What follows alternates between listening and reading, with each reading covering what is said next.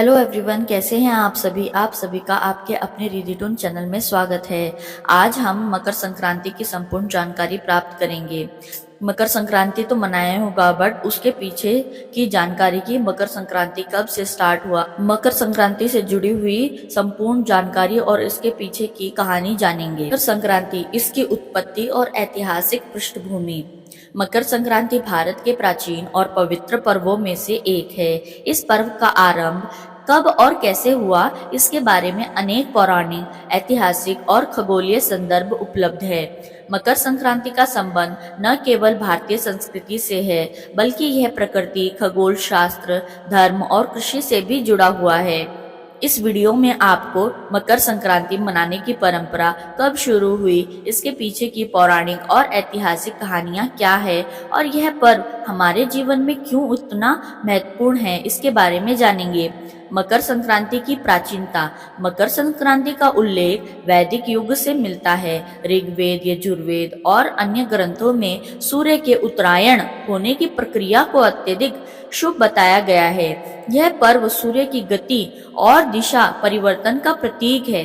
वैदिक काल में ऋषि मुनि इसे अत्यंत महत्वपूर्ण खगोलीय घटना मानते थे और इस दिन विशेष यज्ञ व अनुष्ठान करते थे। सूर्य पूजा और मकर राशि। हिंदू धर्म में सूर्य को देवता के रूप में पूजा जाता है। मकर संक्रांति के दिन सूर्य धनु राशि से मकर राशि में प्रवेश करता है।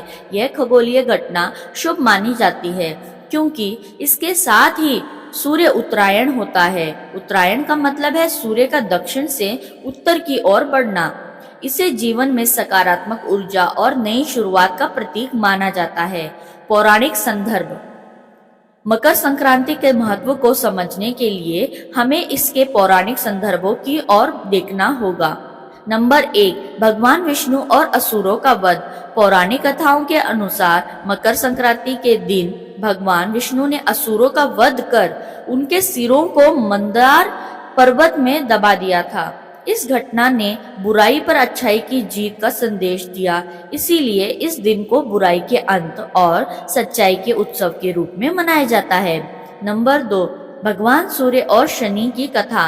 एक अन्य कथा के अनुसार भगवान सूर्य और उनके पुत्र शनि के बीच के रिश्ते को मकर संक्रांति से जोड़ा जाता है। कहा जाता है कि शनि मकर राशि के स्वामी हैं। मकर संक्रांति के दिन सूर्य अपनी पुत्र शनि से मिलने जाते हैं, जिससे उनके रिश्ते में मिठास आती है। यह कथा हमें पारिवारिक रिश्तों की अहमियत सिखाती है।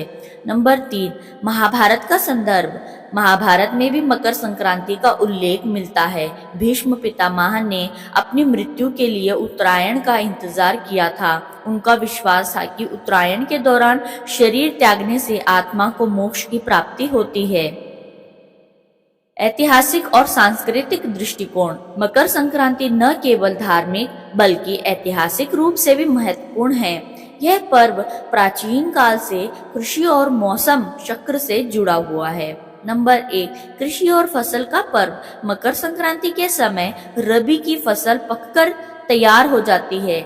यह किसानों के लिए खुशी का समय होता है। इस दिन नए अन्न, तिल, गुड़ और अन्य फसलों का प्रयोग कर त्योहार मनाया जाता है। नंबर 2, हड़प्पा और सिंधु घाटी सभ्यता। ऐतिहासिक प्रमाण बताते हैं कि सिंधु घाटी सभ्यता में भी सूर्य पूजा का प्रचलन था।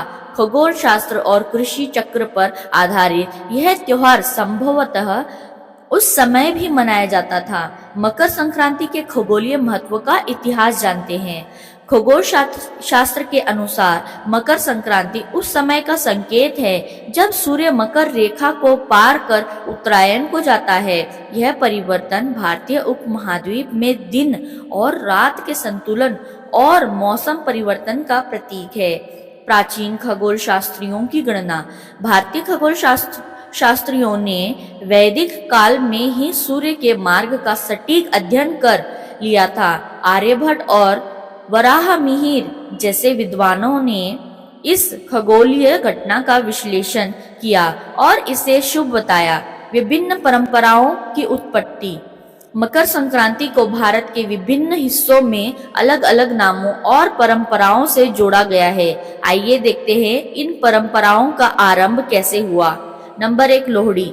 पंजाब और हरियाणा में मकर संक्रांति के एक दिन पहले लोहड़ी मनाई जाती है। यह परंपरा अग्नि पूजा और फसल कटाई से जुड़ी हुई है। नंबर 2, पोंगल। तमिलनाडु में मकर संक्रांति पोंगल के रूप में मनाई जाती है। इस उत्सव का आरंभ द्रविड़ संस्कृति से हुआ। यह किसानों द्वारा फसल की अच्छी उपज के लिए प्रकृति को धन्यवाद देने का पर्व है। नंबर 3, पतंगबाजी का चलन। गुजरात और राजस्थान में पतंगबाजी की परंपरा संभवतः मकर संक्रांति के दिन के लंबे दिन और सूर्य की उपासना के प्रतीक के रूप में शुरू हुई। नंबर 4, खिचड़ी और दान का महत्व।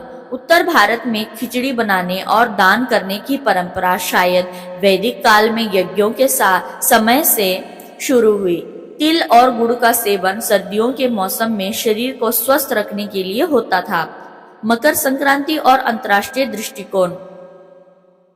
यह पर्व भारत तक सीमित नहीं है, यह अन्य देशों में भी सूर्य की गति और कृषि चक्र से जुड़े त्योहार मनाए जाते हैं। नेपाल में इसे माघे संक्रांति कहते हैं। थाईलैंड में इसे सोंगक्रान कहा जाता है।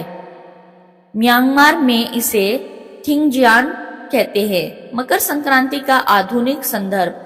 आज मकर संक्रांति न केवल धार्मिक और सांस्कृतिक महत्व रखता है, बल्कि यह समाज को एकजुट करने और खुशियां बांटने का भी संदेश देता है। पतंगबाजी, तिल गुड़ की मिठाई और सामूहिक दान इस पर्व को और भी खास बनाते हैं।